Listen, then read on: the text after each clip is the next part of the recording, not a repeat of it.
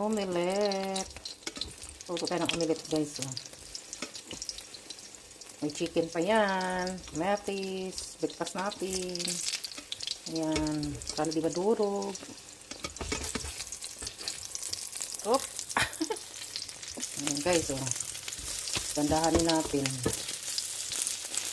Iprito ko muna yung manok. Ayan.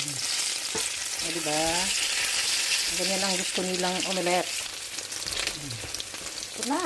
Ayan, guys. Ayan, guys. Oh, tapos omelette. Oh, omelette chicken.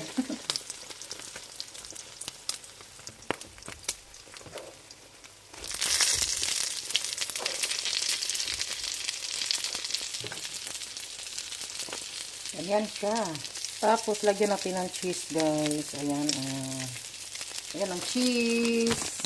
O, diba? Yan, maraming cheese. Sabi, ayaw ng cheese. Ako, gusto ko yung cheese. Ayan. Tarin natin, guys. Ibaba ko muna yung phone kasi di ako makapagbaliktad na may hawak na phone. Ayan, ito. Nadamihan ko ng, lakasan ko na ako. Yan, hindi sinunog-sunog. Pero okay lang yan. Kamatis, inubos ko na kaya mapaw na, oh. Ayan, cheesy yan. Sarap. Kain tayo. Cheese with no cheese.